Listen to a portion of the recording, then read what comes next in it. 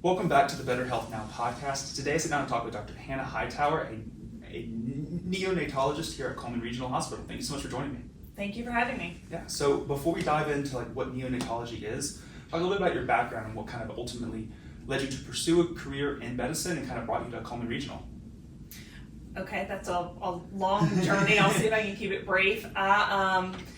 I originally went into medicine as sort of inspired by my aunt, who was also a neonatologist. Oh, wow. And looked up to her very much. So that was sort of my introduction to the field. And ended up sticking with it, going through medical school and then training in pediatrics, both because I enjoyed critical care. Okay. I enjoyed procedures.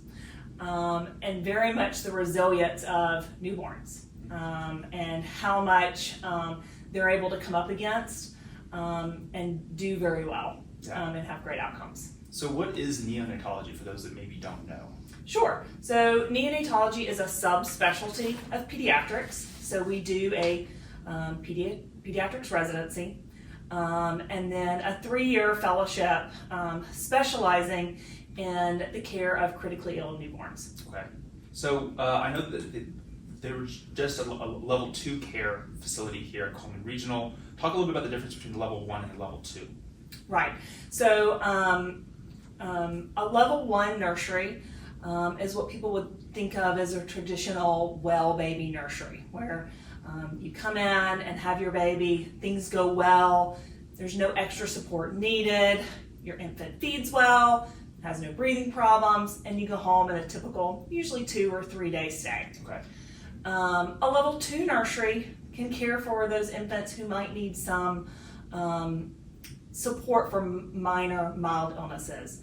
An infant that might need a little support learning to feed, who might need brief breathing support, maybe a little oxygen, but is ultimately going to improve over the next few days. Okay.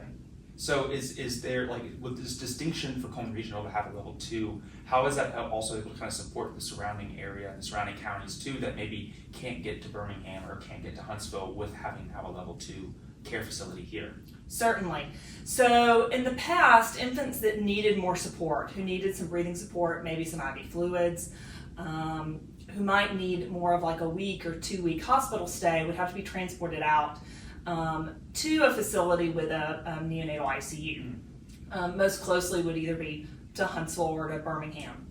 The ability to provide what we call level 2 care here at Cullman Regional will allow some of those infants to be able to have that hospital stay here, close to the mom, not have to leave the hospital while mom's still in the hospital, then to be able to stay in the same facility, and then to be close to home while the infant finishes out its hospital stay. And so that would save the families the travel back and forth. Yeah. It's over an hour drive, the expense, and just being able to be closer and more involved in their infant's care while they are finishing out that stay and before they're ready to go home. So with you and your partners joining the Cullman Regional Medical Group, like I said, that the hospital was able to get that level 2 nursery. What does your day-to-day operations look like for you as you're in this level 2 nursery working with other nurses there and other physicians, and kind of what does that, because I would assume that with a typical family doctor, they're getting to know their patient throughout their whole journey, but for the work you do, it's more or less just depending on when it's not like an OBGYN that would work with a mom throughout the journey. It's really in the critical care scenario that you're getting that role. What does that typically look like? Sure. So here we'll be providing care for all newborns while they're in the hospital before they're able to go home. Okay. So for most babies, that's going to be a couple of days, maybe 3 day stay until mom is discharged, and then they'll follow up with their pediatrician that they've chosen. Okay. And so we'll work with their pediatrician to transfer that care when they go home.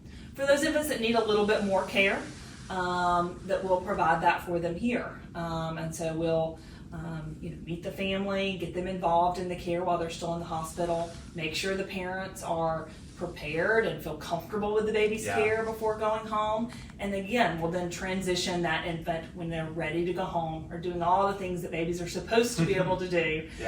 Transition their care back to their regular pediatrician for when they go home. And I would assume those stays that maybe are a little bit longer, I mean, those moments with a new mom and dad, just kind of getting that one-on-one care where it's like it is a scary moment for them, and you're able to kind of walk them through this journey that maybe is not what they expected, but you're able to kind of guide them along the way to kind of ease their stress just a little bit, so that when they do go home, it's not just unknown, I guess, for them. Yes, that's our goal. In my experience as a physician and a parent, parenting is all about the unexpected and unplanned, and that begins at birth. So we're there to sort of help manage any unexpected complications, make sure they feel comfortable with their baby, if they needed an extra long stay before going home, and that they're comfortable going home, and then again we'll transition their care over to their chosen pediatrician. Yeah, so you might have mentioned this a little bit earlier, but so who are some of the other neonatal providers who are part of the Cullman Regional's nursery team? Right, so we have a group of 6 neonatologist physicians who will be providing that care, and we're also working with neonatal nurse practitioners who we work with in other facilities, who will be providing the 24/7 kind of care here in the nursery. So these are nurse practitioners who are specialized in neonatal resuscitation and neonatal care, who will be available both to attend deliveries as needed, and to perform some further education for families, and care for those infants along with us. So you mentioned a little bit just about that 24/7 neonatal care. Talk a little bit about that hybrid model that your team uses to kind of support that. Certainly. So we'll be providing this coverage using a hybrid model of both in-person care and telemedicine with our neonatal nurse practitioners. So for 3 days a week, one of the neonatologists will be on site, and we will round on babies, just like they're used to having their chosen pediatrician come in, examine the baby, talk to mom and dad, talk to the family, answer any questions they have about their infant's care. And the other times during the week, we'll be doing it using telemedicine. So again, the neonatal nurse practitioners will be here 24/7, and we'll utilize them on the telemedicine days to use a specialized cart with video and audio, where we'll actually be on screen and we'll witness the exam that the neonatal nurse practitioner does, and be in the room with her, with the infant and the family, to answer questions that they may have that day, or to provide some kind of counseling if needed. This model allows us to both be present on site, to have a presence in the nursery, to ensure good quality care and quality measures here at Cullman Regional, but to also be able to provide cost-effective care to the local community. That would be very difficult to do with a totally in-present model, or requiring them to travel.